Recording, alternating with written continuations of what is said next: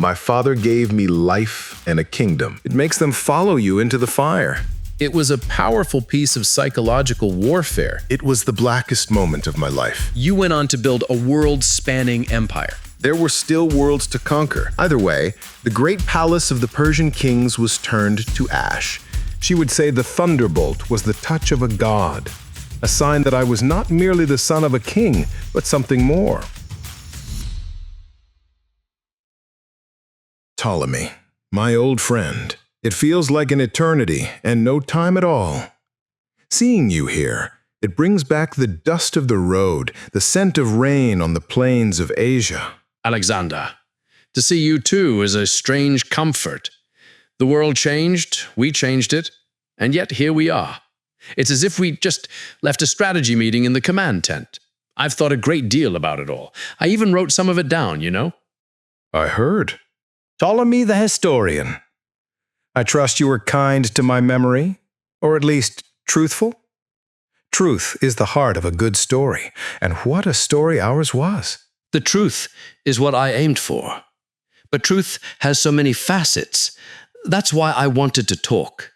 To go back to the very beginning. Hela. They said so many things about your birth, Alexander, that on the eve of your mother's wedding to Philip, a thunderbolt struck her womb.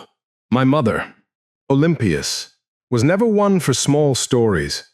She believed in omens, in destiny etched into the fabric of the world from the first moment. She would say the thunderbolt was the touch of a god, a sign that I was not merely the son of a king, but something more. And Philip? He dreamed of sealing her wound with the image of a lion, a bold and lion-hearted son. Even your father, for all his pragmatism, felt the winds of something extraordinary. Do you think they cultivated these tales, or did they genuinely believe them from the start? A bit of both, I suspect. A prophecy is a seed. Belief is the water that makes it grow. My mother watered that seed every day of my childhood.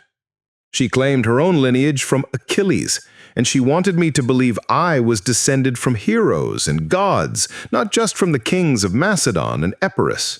It certainly set you apart. And the other omens, the day you were born, Parmenion defeating the Illyrians, your father's horses winning at the Olympics, and the temple of Artemis at Ephesus burning to the ground. That was the one that always stuck with me. Hegesias quipped that the goddess was away, attending your birth. A clever line. It served its purpose, didn't it? It painted a picture of a world holding its breath from my arrival. Whether these events were cosmic coincidences or a divine tapestry, they became part of my narrative. People need to believe their leader is chosen by forces greater than themselves. It makes them follow you into the fire. And Olympias encouraged the idea that your true father was Zeus himself. Philip had other wives, other children. Did you ever feel the pressure of that? The need to prove you were the true heir, not just one son among many? Always. My mother made sure of it. Philip's polygamy was for political alliance, but for Olympias, it was a constant battle for her son's legitimacy. She fought for my place with the ferocity of a lioness. She instilled in me that I had to be better, stronger, and more brilliant than any other could ever be. There was no room for second place. That fire was evident early on. I remember the stories from before I was at court full-time. Your nurse, Lanike, the sister of our brave Clytus. Did she spoil you? Lanike was kind, a warmth in a world that was often cold and demanding. But the spoiling stopped with her. Leonidas, my mother's relative, was stern. He inspected my belongings to ensure my mother wasn't making me soft. He taught me discipline through austerity. And Lysimachus, he was the one who called you Achilles and Philip Peleus. He did. He knew the path to my heart was through Homer. He understood that I didn't just want to be a king. I wanted to be a hero from the epics. That early education, reading, the lyre, horsemanship, combat, it was all designed to create a complete man, a Macedonian noble. But for me, It was always practice for the real thing. The real thing. That brings me to Bucephalus, a story that even then we boys whispered about in awe. Tell me your memory of it. Not the legend, but what you felt. A boy of 10 facing that magnificent wild beast. I remember the frustration in my father's voice. He was a man who could bend kingdoms to his will, but he couldn't bend this one horse. The traders were asking for 13 talents, a king's ransom, and the animal was throwing every rider. I saw what they didn't see. What was it? What did you see? Fear. Not rage, not malice. The horse was terrified of its own shadow, dancing and lunging on the ground before it. It was a simple observation. All the experienced horsemen saw a beast to be broken. I saw a creature that needed to be understood. So you asked your father for a chance wagering the price of the horse if you failed. That took courage? It was more than courage. It was certainty. I knew I was right. I walked up to him, took the reins, and turned his face to the sun. His shadow vanished behind him. The world that had been frightening him was gone. I spoke to him softly, stroked his neck, and when the trembling stopped, I vaulted onto his back. And you rode him. The court was stunned. What did Philip do? He wept. I will never forget that. My father, the tough, battle-scarred king of Macedon, had tears in his eyes. He kissed me and said the words that became my guiding star. My boy, you must find a kingdom big enough for your ambitions. Macedon is too small for you. He saw it then. He truly saw the scale of your spirit. And that horse, he carried you to India. When he died, you named a city for him, Bucephala, a bond that lasted a lifetime. He was more than a horse, Ptolemy. He was the companion of my youth, the thunder of my charge and battle. He was a living symbol of that moment, that by understanding something, not just forcing it, you can master it. That lesson was worth more than 13 talents. That lesson took a more practical turn a few years later. 340 BC. You were 16. Philip marched off to besiege Byzantium and left you as regent, in charge of all of Macedonia. What did that feel like? Like putting on armor that was forged for you. It fit perfectly. I had studied, I had trained, but this was the first taste of real power, of real responsibility. The weight of it was invigorating. And almost immediately you were tested. The Mede, the Thracian tribe to the north, revolted. They thought they could take advantage of a boy regent. They thought wrong. I didn't wait for them to raid our lands. I didn't send a general. I gathered the army myself and marched north. There was no hesitation. A threat must be met with overwhelming force and speed. You crushed their rebellion, captured their main town, and drove them out. But you didn't stop there. You renamed their city, Alexandropolis, at 16. It was a statement, a message to our enemies, and perhaps to my father as well. It said that I was not just a placeholder. I was here. I was a power in my own right. The name on the map was a seal of my ambition, just as the lion was the seal on my father's dream. It certainly worked. No one else dared challenge your authority during his absence. From taming a horse to taming a rebellion, it all seemed to be one continuous thread. But then your father made perhaps his most fateful decision for your future. He decided you needed a teacher unlike any other. He sent for Aristotle. Aristotle. Yes, that was a move of pure genius on my father's part. It wasn't just about getting me the best education, it was a political masterstroke. How so? I was there at Mietza with you, but I was just a boy. I didn't grasp the larger strategy. Aristotle's father had been the court physician to my grandfather, King Amyntas III. There was a history, a connection. More importantly, Aristotle had ties to the court of Hermaeus in Atarneus, a man who controlled territory in Asia Minor that was crucial for any future invasion of Persia. My father was already thinking that far ahead. So bringing Aristotle to Macedonia strengthened a potential future alliance. And for Aristotle, what was in it for him? Prestige, patronage, and a chance to shape the mind of a future king. He was a philosopher. What greater experiment could there be than to instill the principles of reason and virtue into a man who would one day command armies and rule nations? He had the resources of my father's kingdom at his disposal for his research. And Philip's gift to him was extraordinary. He rebuilt Aristotle's hometown, Stagira, which Philip himself had destroyed in a previous war. He repopulated it, freeing citizens who had been enslaved. That's a remarkable price to pay for a tutor. It showed how much my father valued the endeavor. He wasn't just hiring a teacher, he was making an alliance with knowledge itself. He understood that my reign would require more than just a strong sword arm. It would require a mind sharpened by the greatest thinker of our age. And so we went to Mieza.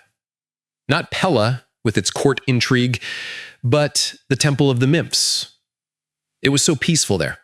The gardens, the shaded walkways. It was a world away from the barracks. It was perfect.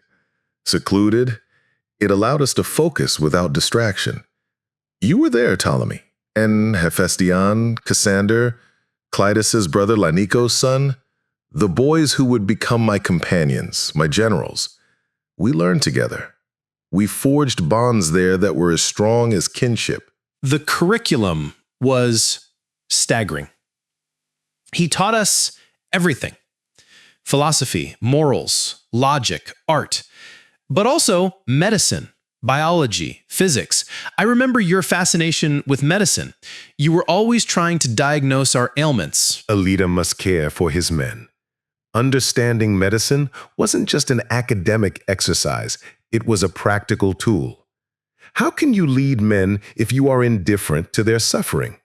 I prescribed treatments for my friends, yes, because I wanted them healthy and strong beside me. It's the same principle as ensuring the army is well fed and well equipped. But your true passion was for poetry, specifically Homer. Aristotle prepared a special annotated copy of the Iliad for you. The casket copy. I kept it with me always, under my pillow next to my dagger. It was more than a poem. It was a guide to life. Achilles was my model. His rage, his sorrow, his quest for immortal glory, I saw myself in him. He chose a short, glorious life over a long, obscure one. What other choice is there for a man of spirit? Aristotle tried to temper that spirit with reason and logic. He taught us about ethics, politics, the virtue of the mean. How much of that do you think truly took hold, Alexander? He believed the city-state, the polis, was the ideal form of political life. You went on to build a world-spanning empire. I founded cities, didn't I? Dozens of them. I brought the Greek model of the polis to the deserts of Egypt and the mountains of Asia. I took his ideal and I magnified it. I sowed Hellenic cities across the world like a farmer sowing wheat. But there was a fundamental disagreement, wasn't there? A point of contention that shadows your legacy. Aristotle taught that non-Greeks, the barbarians, were inherently inferior, suited for slavery. Yet you later pursued a policy of fusing Greek and Persian cultures. You married a Sogdian princess. You encouraged your men to take Persian wives. A student must eventually surpass his teacher. Aristotle gave me the tools to understand the world, but he saw the world from a library in Athens. I saw it from the saddle of Bucephalus. He saw Greeks and barbarians. I saw soldiers, administrators, horsemen, artists. I saw talent and loyalty in Persian nobles and courage in Indian warriors. So you rejected his teaching on this? I adapted it. My vision grew beyond his. An empire as vast as mine could not be ruled as a master rules a slave. It had to be a partnership. It required integration, shared customs, shared loyalties. My empire was to be a new kind of world where a man's worth was determined by his merit, not his birthplace. Aristotle provided the foundation, but my experiences built the palace. That makes sense. He gave you the intellectual justification for the Pan-Hellenic War against Persia, the theme of Greek superiority. But once you conquered Persia, you realized that very idea was a barrier to ruling it effectively. Precisely. His philosophy was a lens, but a lens can only show you so much. To truly see, you must step into the world yourself. I took his lessons on biology and botany to heart. That's why I brought so many scientists with me on the campaign. I wanted to study and document everything we saw. It was a military campaign, but it was also the greatest scientific expedition in history. I remember the quote attributed to you reflecting on it all. I am indebted to my father for living, but to my teacher for living well. Is that how you truly felt? Yes, my father gave me life and a kingdom. Aristotle gave me the framework to understand what a life of purpose could be. He taught me to ask why. He gave my ambition a vocabulary and a philosophical context. For that, the debt is immeasurable. But our time at Mieza came to an end. We were growing up, and the world was about to be thrown into turmoil. 336 BC. The wedding of your sister, Cleopatra, to our uncle, Alexander of Epirus, in Aegea. It should have been a moment of triumph for Philip, a celebration of his power. Instead, it became his end. It was a spectacle. Philip was at the height of his power, celebrating his dynasty. Statues of the 12 gods were paraded into the theater, and with them a 13th statue of Philip himself, a clear statement of his new, almost divine status. But he made a fatal mistake. He entered the theater unprotected, sending his bodyguards ahead to show his people that he trusted them, that he needed no protection among his Macedonians. An arrogant mistake. In that moment of vulnerability, Pausanias, one of his own bodyguards, struck. A single knife thrust. Philip fell. Chaos erupted. I remember the screaming. Pausanias tried to flee to horses waiting for him outside the walls, but he was pursued. Perdiccas, Leonidas, and others, our friends, hunted him down and killed him before he could escape. We never got to interrogate him. We never truly knew who was behind him. We knew enough. The timing was too perfect. My father had recently married Cleopatra Eurydice. She had given him a new child, and at their wedding banquet, her uncle, Attalus, had publicly prayed for a legitimate heir. It was a direct insult, a direct threat to my claim. My mother and I were in a precarious position. And so, suspicion immediately fell on your mother, on Olympias. Some say she groomed Pausanias, exploited a personal grievance he had with Philip to serve her own ends. Do you believe she was involved? My mother was capable of anything to protect me and secure my throne. She was a woman of fierce passions and deep hatreds. Did she have a hand in it? It's possible. I chose not to look too deeply into that shadow. The result was what mattered. My father was dead. Macedonia needed a king. And there was no hesitation. The nobles and the army leaders, men like Antipater, immediately proclaimed you king right there amid the chaos. You were only 20 years old, but you acted with the decisiveness of a veteran ruler. There was no time for grief. Grief is a luxury. Power abhors a vacuum. I had to secure my position immediately, before any rivals could gather support. My first act as king was to ensure I would remain king. And that meant bloodshed. You ordered the execution of your cousin, the former king Amyntas IV. He was a potential figurehead for any opposition. He had a prior claim to the throne, even if my father had set him aside. I could not afford to have a competing claimant, no matter how weak. It was a brutal necessity. There were others. The two princes from Lynkestis accused of complicity in the assassination. You had them executed, though you spared the third, Alexander Lynkestis, because he was the first to acclaim you as king. Loyalty had to be rewarded, just as conspiracy had to be punished. He showed his allegiance when it mattered most. The others represented a threat from a powerful regional house. I could not let that threat fester. And then there was the most brutal act of all, the one people still whisper about.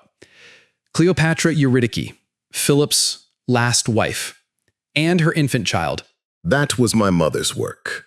While I was securing the borders, she dealt with her rival. The stories say she forced Cleopatra to hang herself after killing her baby in her lap. It was a cruel, terrible act, but it was also the final, absolute removal of any other bloodline that could challenge mine. It secured your throne completely, but at a terrible cost. It showed a ruthlessness that shocked many. It was the way of kings, Ptolemy. You know this. You went on to found your own dynasty in Egypt. You understood that power is not a gentle thing. It is forged in fire and quenched in blood. I did what I had to do to hold the kingdom my father built and to launch the destiny I envisioned. With the throne secured, the rest of Greece thought they could test you. News of Philip's death was like a signal fire for rebellion. Athens began to stir. Thebes renounced its treaties. They saw a young, untried king. Another miscalculation on their part. I didn't wait. I took my cavalry and rode south into Thessaly before they had even finished their debates. I moved with such speed that they had no choice but to reaffirm their allegiance and recognize me as the leader of their league. From there you marched to Thermopylae, where the sacred league accepted you, and then to Corinth, the very heart of the Greek alliance against Persia. At Corinth, they formally bestowed upon me the title my father had won, hegemon of the Greeks. I was now the official commander of the Pan-Hellenic expedition against the Persian Empire. It was the mandate I needed.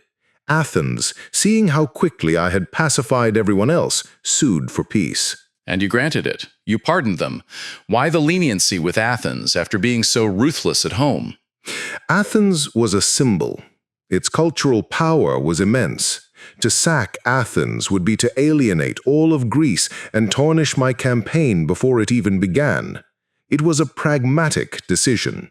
I needed their fleet and their quiet compliance, not their smoldering resentment. I would save my wrath for those who truly defied me. And before you could look east to Persia, you first had to secure your own backyard, the northern borders. In the spring of 335 BC, you launched the Balkan campaign. The Illyrians and the Triballi were in revolt again. They needed to be reminded of Macedonian strength. It was a swift, brutal campaign designed to secure our frontiers so that I could march into Asia without fear of an attack from behind. I remember the battle at Mount Haemus. The Thracians had fortified the pass. They had a barricade of carts at the top of the slope, ready to roll them down onto our advancing phalanx. It seemed like an impassable death trap. But every problem has a solution if you think tactically. I ordered the heavy infantry to advance in a loose formation.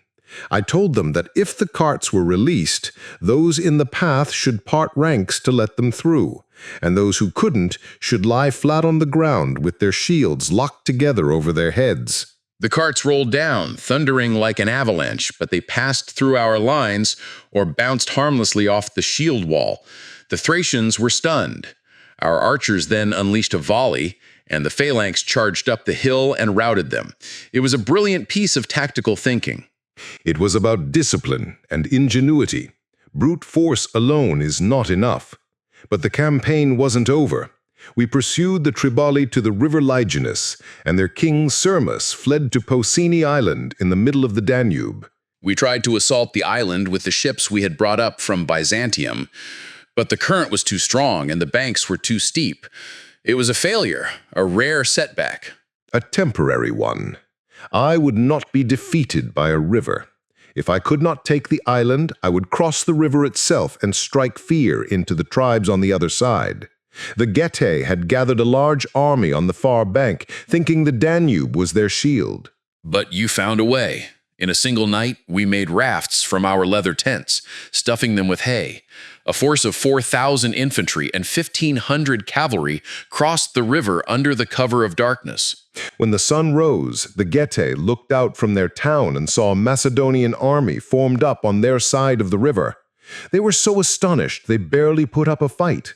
Their army of 14,000 men fled after a single cavalry skirmish. We took their town and razed it to the ground. The message was sent: no river, no mountain, no barrier can protect you from me. After that, you turned west to deal with the Illyrians at the siege of Pelium. It was another tough fight, and it was there, while we were tied down in the siege, that the most dangerous news arrived from Greece. A rumor, the most dangerous weapon of all.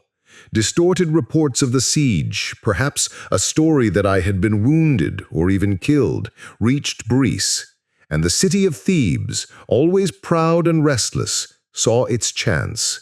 They declared their independence. They murdered the Macedonian officers stationed in their citadel, the Cadmea. They called on all of Greece to rise up against the tyrant. I was very much alive, and I was furious. I left the siege at Pelium, and we marched south. We marched with a speed that no one thought possible, 300 miles in less than 2 weeks. When we appeared before the walls of Thebes, they thought they were seeing a ghost. They couldn't believe it. You offered them terms, even then. You demanded only the ringleaders of the revolt, Phoenix and Prothes. You were willing to spare the city. I was. A siege would be costly, and I was impatient to get to Asia. But their pride was too great. They refused. They defiantly demanded that I hand over 2 of my own generals, Antipater and Philotas. They made it personal. And so the assault began. It was a brutal, desperate fight. The Thebans were renowned warriors. They fought for their homes, for their freedom. They fought bravely, but my Macedonians were seasoned veterans. We breached the walls. The slaughter that followed, it was terrible, but it was necessary. 6,000 Thebans were killed. The survivors, 30,000 of them, were sold into slavery. And the city itself, you ordered it razed to the ground, every building demolished, a city that was one of the ancient hearts of Greece, wiped from the face of the earth. I made one exception. I ordered that the house of the poet Pindar be spared. Art and genius should be respected, even amidst the ruin of war. But the city had to be an example. An example? A lesson, etched in rubble and sorrow for all Greece to read. It said, "This is the price of defiance. This is the fate of those who break their oath to me." After Thebes, Greece was quiet.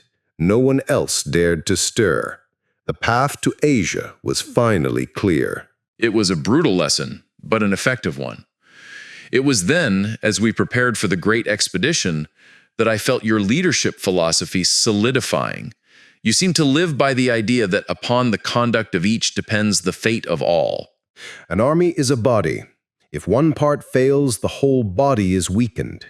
Every man, from the highest general to the newest recruit, had to feel that the entire weight of our glorious enterprise rested on his shoulders. That sense of shared responsibility is what makes an army invincible. And in the spring of 335 BC, you stood at the Hellespont. The army was assembled, over 30,000 troops.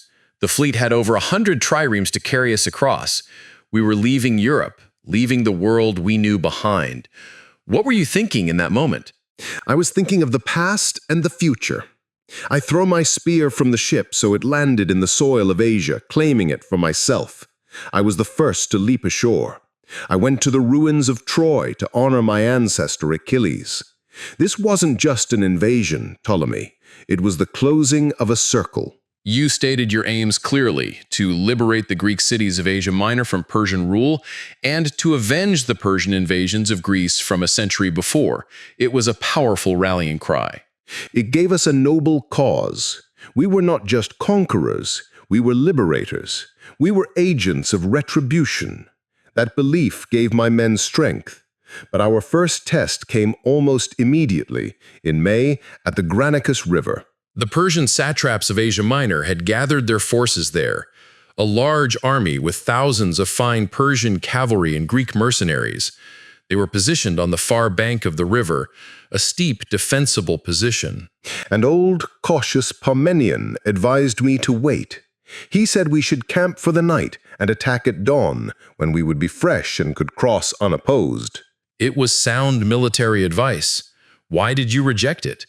It seemed incredibly risky to attack immediately, crossing a river uphill into the teeth of their cavalry. Because the one thing I could not afford to show was hesitation. This was our first battle in Asia. The eyes of the world were on us. To delay would be seen as fear. I told Parmenion that I would be ashamed if I, who had crossed the Hellespont, was to be stopped by this paltry stream. We attacked at once. You led the charge yourself, at the head of the companion cavalry. I saw you, a flash of bronze and color, plunging into the river. The fighting in the water and on the muddy banks was a chaotic scrum. I sought out their leaders. I fought Mithridates, Darius's son-in-law, and struck him down. Then another noble, Rheosakes, slashed at my head. He shattered my helmet, but I killed him with my lance. As I did, his brother, Spithridates, raised his sword to cut me down from behind. And that was when Clytus the Black, your nurse's brother, saved you. He spurred his horse forward and severed Spithridates' arm at the shoulder. Clytus saved my life that day. It was a debt I could never truly repay. His loyalty was absolute. The battle turned into a rout. The Persian cavalry broke and fled. Their Greek mercenaries were left stranded and surrounded. You were merciless with them. You saw them as traitors to the Hellenic cause and had most of them slaughtered. They were Greeks fighting for a barbarian king against their own countrymen, led by the hegemon of Greece. There could be no pardon for that. The victory at the Granicus was absolute. It shattered Persian authority in Asia Minor in a single afternoon. After that, the cities began to fall. Sardis, the great Lydian capital, surrendered without a fight. You were welcomed as a liberator in Ephesus. You systematically moved down the coast, taking the key naval bases to cripple the Persian fleet. Some cities, like Miletus and Halicarnassus, resisted fiercely. They required long, difficult sieges, but we took them. With every port that fell, the Persian navy grew weaker. I was fighting a land war to win the war at sea. It was at Halicarnassus that you faced Memnon of Rhodes, the brilliant Greek mercenary general in Persian service. He was perhaps their most capable commander. He was formidable. He fought with skill and determination, but he could not stop us. After we took the city, he escaped, but he died of illness not long after. It was a stroke of fortune for us. With him gone, Persia had no one else of his caliber in the west. As we moved inland, we came to Gordium in the winter of 333 BC, and there you found the legendary knot. The Gordian knot. Tied by the father of King Midas, the prophecy was famous. Whoever could untie it would become the ruler of all Asia. The cart stood there in the temple, the knot a complex mass of bark, seemingly with no ends. People had tried for centuries to unpick it. They saw it as a test of intellect and patience. How did you approach it? I saw it as a test of will. The prophecy didn't say how it had to be undone. It only said it had to be undone. After struggling with it for a moment, I realized that the method didn't matter, only the result. Why play by the rules of an ancient puzzle when you can make your own? So you drew your sword. I drew my sword and sliced it in half with a single blow. Some say I pulled the linchpin from the pole, causing the whole thing to fall apart. Perhaps I did both. It doesn't matter. The knot was undone. The prophecy was fulfilled. The army saw it as a powerful omen. It was another example of your way of thinking. You didn't solve the problem, you eliminated it. It was bold, decisive, and it created its own legend, a legend that would soon be put to the test against the great king himself. Darius. Yes. After Gordium, we learned he was marching from Babylon with a colossal army to face us. The time for fighting satraps was over. The king of Asia was coming. We met him in November of 333 BC at Issus. The terrain was a narrow coastal plain with mountains on one side and the sea on the other. He had a massive numerical advantage, but you seemed almost pleased by the battlefield. The battlefield was a gift from the gods. His vast numbers were useless there. He couldn't outflank me. The narrow space compressed his army, making it a dense, unwieldy mob. He had negated his own greatest strength. It was a catastrophic strategic blunder on his part. Before the battle, you addressed the troops. You spoke of us as free men fighting for a noble cause, and them as slaves fighting for a single despot. You contrasted your own leadership, fighting in the front ranks, with Darius, who would command from the rear. Morale is everything, Ptolemy. My men needed to believe in the righteousness of our cause and in the weakness of our enemy. I had to frame the battle not as a contest of numbers, but as a contest of spirit. And our spirit was stronger. And again, you led the charge with the companion cavalry, aiming directly for Darius himself. You knew that if you broke the head, the body would die. The Persian army was a reflection of its king. Its only source of cohesion was his presence. I smashed through his left wing and wheeled inwards, straight towards his royal chariot. He saw us coming, a storm of bronze and steel, and he did the one thing a king must never do. He panicked. He turned his chariot and fled the battlefield. He fled. The moment his own troops saw him running, their courage evaporated. The battle became a massacre. But in his haste, he abandoned everything. His royal chariot, his shield, his bow, and his family. We captured his mother, Sisygambis, his wife, Statera, and his children. They thought they would be killed or dishonored. What was your thinking in treating them with such respect? It was a calculated act, but also a sincere one. I wanted to show the world that I was not a barbarian plunderer. I was a king. I sent a messenger to tell them that Darius lived and that they would be treated with all the honors befitting their royal status. I was at war with Darius the king, not with his family. His mother, Sisygambis, was said to have developed a deeper affection for you than for her own son. It was a powerful piece of psychological warfare. It undermined Darius's authority and painted you as a noble and just conqueror. Victory in battle is only half the war. Winning the hearts and minds of the conquered is the other half. But after Issus, my gaze turned to the coast. I would not make the mistake of chasing Darius deep into his empire while his powerful Phoenician navy still controlled the sea. I had to take their basis. I had to take Tyre. Tyre. The name still sends a shiver down my spine. An island fortress half a mile from the coast with walls 150 feet high that rose straight from the sea. It was considered impenetrable. They refused to submit, confident we could never reach them. Their confidence was their undoing. They thought their island was their shield. I decided to remove the sea itself. I ordered the army to build a causeway, a great mole of earth and stone, straight through the water to their walls. It was a Herculean task. The men worked for months, driving stakes into the seabed, piling on rock and timber. The Tyrians attacked us relentlessly from their ships. They used fire ships to burn our siege towers. It seemed impossible. There is nothing impossible to him who will try. I never lost faith. I rebuilt the towers, made them bigger, and I assembled a fleet. I used the ships from Sidon, Byblos, and other cities that had surrendered to me. We blockaded their harbors, and the mole crept closer and closer. For 7 months, from January to July of 332 BC, we labored and fought. When the causeway finally reached the island and our siege engines could batter their walls directly, the final assault was ferocious. The Tyrians had resisted with incredible courage, but they had defied me. When the walls were breached, I unleashed the full fury of my army. Thousands were killed in the sack of the city. The rest were sold into slavery. Tyre was a monument to persistence. My persistence.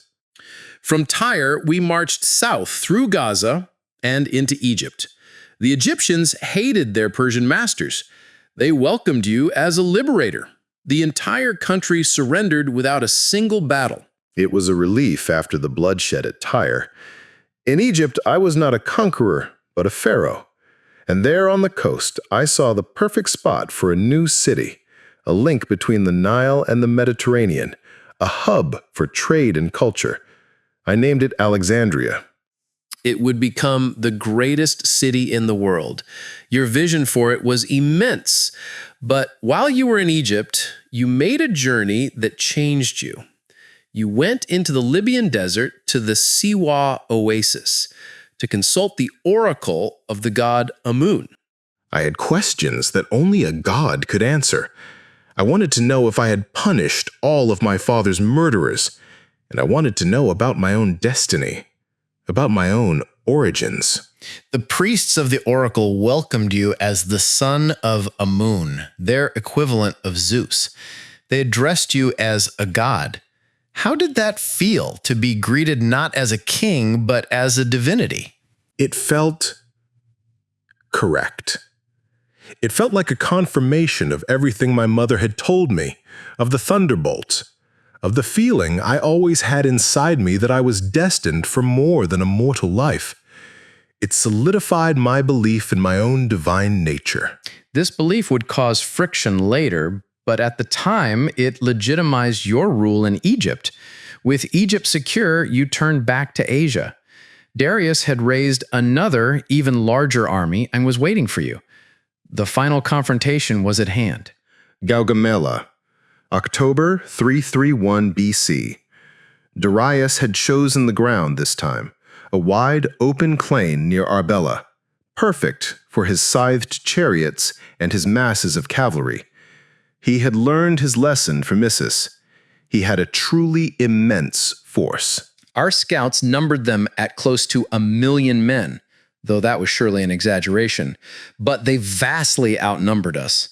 Parmenion once again urged caution, suggesting a night attack to sow confusion. And I told him I would not steal my victory. I would defeat Darius in the light of day, in a fair fight, so that there could be no excuses. This battle would decide the fate of Asia. It had to be a clear, unambiguous triumph. Your battle plan was a masterpiece of tactics. You advanced with your right wing forward in an oblique formation, drawing the Persian cavalry on their left flank further and further out to try and envelop us. I was baiting them. I was deliberately creating a gap in their own battle line between their outstretched cavalry and their center where Darius stood. I had my own cavalry reserve hidden to protect our flank. I just waited for the gap to open wide enough. When it did, you led the charge yourself, as always. You didn't even charge their flank. You led the companions in a wedge formation straight through the hole you had created, directly at Darius. History repeated itself. Faced with a direct, unstoppable charge at his person, Darius fled. Again. His courage failed him. And once again, the moment the king ran, the army disintegrated. Gaugamela was the end of the Achaemenid Empire. Darius escaped for a time. We pursued him. But he was eventually betrayed and assassinated by his own satrap, Bessus, in July of 330 BC. He thought he would win my favor by killing his king. I had him executed for regicide. Darius was my enemy, but he was a king. Betrayal of a king is a crime I could not let stand. With Darius dead, I was the undisputed king of Asia. We captured the great cities, Babylon, Susa, and finally Persepolis, the ceremonial capital. The wealth we seized was beyond imagination. But what happened at Persepolis is still a point of controversy. You ordered the city to be burned to the ground. It was an act of retribution, a symbolic gesture. 150 years before, the Persian king Xerxes had burned Athens to the ground. I burned Persepolis to show that the long war was finally over. The Greek quest for vengeance was complete. It was the final dramatic exclamation point on our victory. Some said it was done in a drunken rage during a banquet, at the urging of the Athenian courtesan Thais. Perhaps the wine gave us the courage to do what was necessary. Or perhaps it was a calculated act of political theater from the start. Either way, the great palace of the Persian kings was turned to ash. It signified the end of an era. But our journey was far from over. I had to secure the eastern provinces. This next phase of the war was different. We moved into Bactria and Sogdiana, the wild lands of modern Afghanistan and Uzbekistan. We were no longer fighting pitched battles against organized armies. No, we were fighting a new kind of war, a guerrilla war. Bessus, who had proclaimed himself the new king, led the resistance along with local warlords like Spidamenes. They would strike and then melt away into the mountains. It was a frustrating, brutal, and seemingly endless conflict. It took years to pacify the region. We founded cities to act as garrisons. We besieged rock fortresses that seemed to touch the sky, like the Sogdian Rock. It was a long, hard slog. And it was there, in Sogdiana, that I made a decision that angered many of my Macedonians. In 327 BC, I married Roxana, the daughter of the local chieftain Oxyartes. It wasn't a marriage for love, was it? It was a political alliance, a way to finally end the resistance by binding their nobility to you. It was the final piece of the puzzle. I could not hold that land by force alone. I had to make its people my people. Marrying the daughter of a powerful chieftain was the clearest possible signal that I was no longer a foreign invader. I was their king, and our futures were now intertwined. It was the ultimate expression of my policy of fusion. But the long years of war, the strange customs, your growing belief in your own divinity, it started to take a toll on the army and on you. There were conspiracies. Dissent was growing. The pressures were immense. We were so far from home. I was adopting Persian customs, wearing their robes, trying to create a new blended court. Many of my old Macedonian veterans saw this as a betrayal of our traditions. They thought I was becoming a barbarian myself. The tension exploded in 328 BC at a banquet in Samarkand, the night that still haunts the memory of everyone who was there, the night you killed Clitus the Black. Do not speak of it lightly, Ptolemy. It was the blackest moment of my life. The wine was flowing, we were all drunk. Clitus, who had always been blunt and plain-spoken, began to criticize me. He said I was disowning my father, Philip, and claiming to be the son of Zeus. He belittled my new Persian courtiers and said that the victories were won by the blood of old Macedonians like himself. He held up his hand, the one that had lost its fingers in battle, and reminded me that he had saved my life at the Granicus. He went too far. In your drunken rage, you saw his words not as criticism, but as treason. You grabbed the spear. You and others tried to hold you back. You even dragged him out of the room. But he came back in shouting another insult. And you You killed him, the man who saved your life, your nurse's brother. The immediate aftermath was terrible. You were overcome with remorse. You lay in your tent for days, refusing to eat or drink, calling out his name, saying you were his murderer. I was. No amount of glory can wash that blood from my hands. It was a moment of madness, a betrayal of friendship and loyalty fueled by wine and pride. It showed me the monster that lived within me, the one I had to keep chained. There were other dark moments. The execution of Philotas, Parmenian's son, for failing to report a conspiracy, and then the assassination of his father, the great general Parmenion himself, who had served your father so faithfully. It seemed like paranoia was setting in. I had to be vigilant. The conspiracies were real. Philotas was the commander of the companion cavalry. His silence was unforgivable. And with his son executed for treason, could I truly trust Parmenion, far away in Ecbatana, guarding the treasury with an army at his command? It was a risk I could not take. A king cannot afford sentiment when his life and his empire are at stake. It was a brutal calculus. With Central Asia finally subdued, your gaze turned east again. You were not content with the Persian Empire. You had that pothos, that longing to see what lay beyond. You wanted to march to the edge of the world. You wanted to conquer India. The world as we knew it ended at the great ocean that was said to lie just beyond India. I wanted to reach it.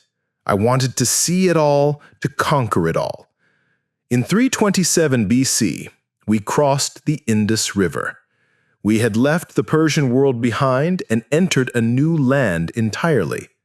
And in 326 BC, at the Hydaspes River, we faced our most formidable opponent yet, King Porus of the Paurava kingdom.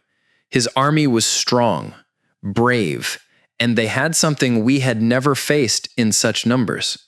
War elephants, terrifying beasts, they stood like moving towers in his battle line. Our horses were terrified of their smell and their trumpeting. I knew a frontal assault would be suicide. So you devised another brilliant plan.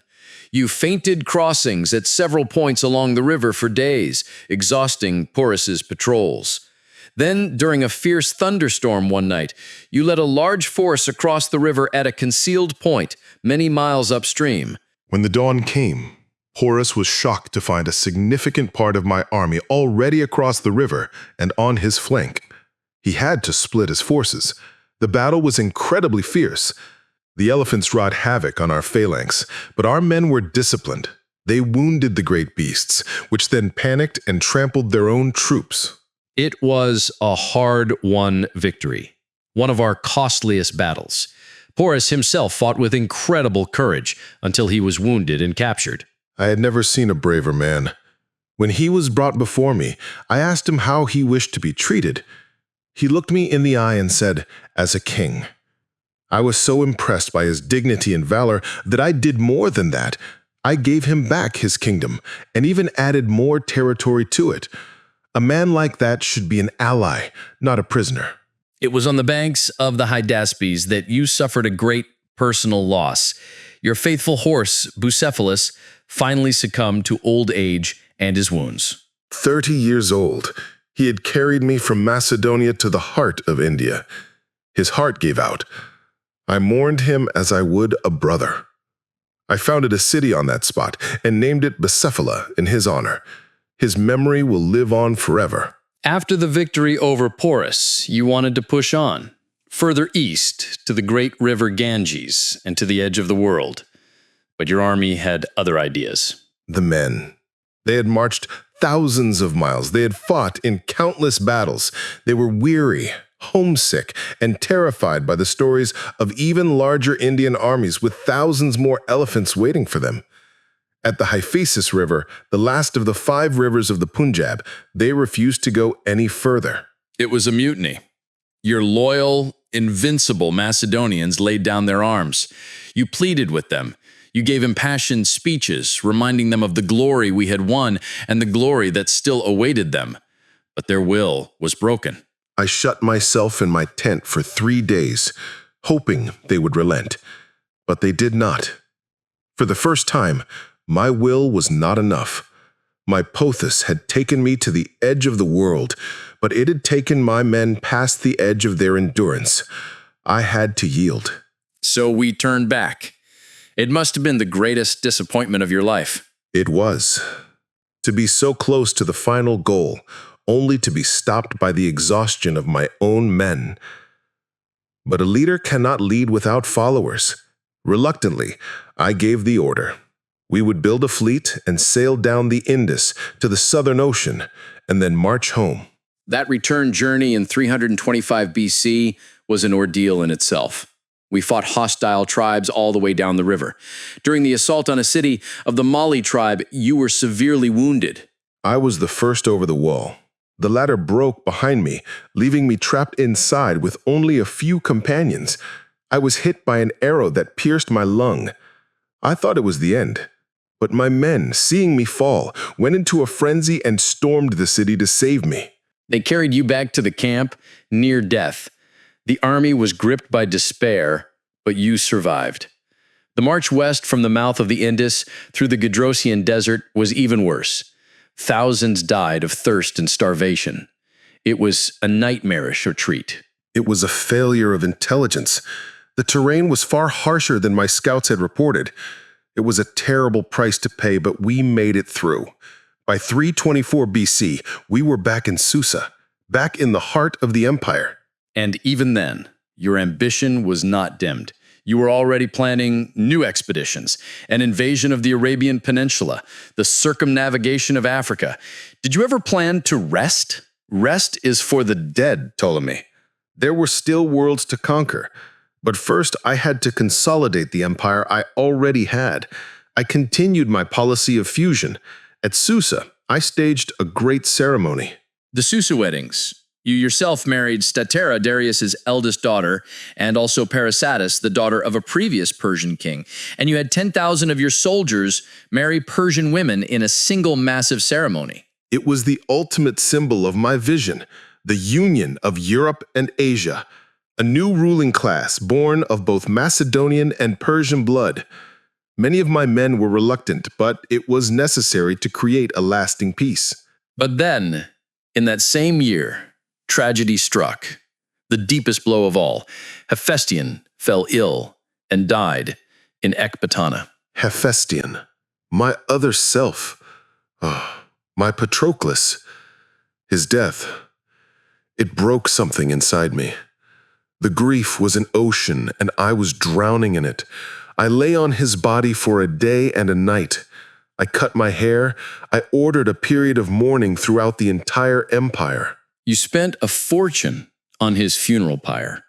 You requested that he be worshipped as a divine hero. Your grief was monumental. It seemed to consume you. The world was darker without him, emptier. I tried to lose myself in work, in planning, in the administration of the empire. We went to Babylon, which I planned to make my capital. I indulged in the banquets and the lifestyle of a great king, but the joy was gone. Your health began to suffer. The years of campaigning, the many wounds, the heavy drinking, the immense grief, it all took its toll. In Babylon, in late May of 323 BC, you attended a banquet. After the banquet, I developed a fever. It grew worse each day. Soon I was unable to move, unable to speak. The army grew restless, demanding to see me. They feared I was already dead. So we granted them their wish. The common soldiers, the men who had followed you across the world, were allowed to file past your sickbed. You couldn't speak, but you silently acknowledged each of them with a glance or a slight wave of your hand. It was their final farewell. I saw their faces. The men from the villages of Macedon, the boys who had become veterans. I saw their love and their fear. They were my true family. You died on the 10th or 11th of June, 323 BC. You were only 32 years old. The cause is still debated. Malaria, typhoid fever, poison. We will never know for sure. Perhaps it was simply the end of my thread in the tapestry of fate. My destiny was a short, glorious life. I had achieved it. Your final moments are shrouded in legend. They say that when your generals asked you who should inherit your vast empire, you whispered your last words. To the strongest, Krateroi. What else could I say? My empire was held together by my will alone.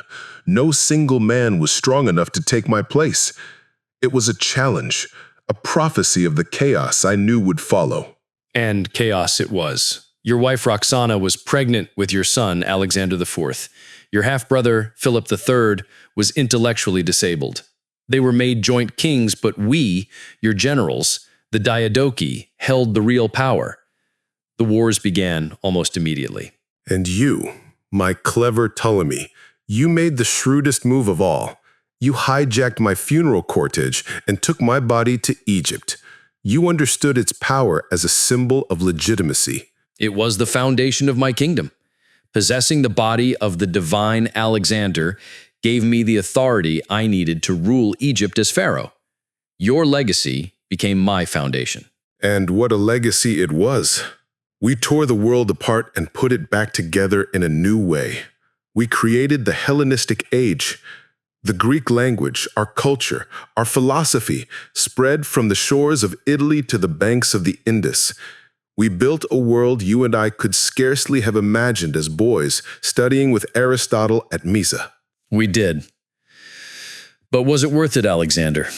The hundreds of thousands dead, the cities burned, the families destroyed. As you look back on it all, hero or tyrant? Visionary or megalomaniac? I was a conqueror, Ptolemy, and conquest is a messy, brutal business. But I was also a builder. I founded cities that became beacons of learning. I joined 2 continents. I created a new world. I gave humanity a common language and a shared culture that would last for 1,000 years. I did not live a quiet life, but I lived a great one. I have no regrets.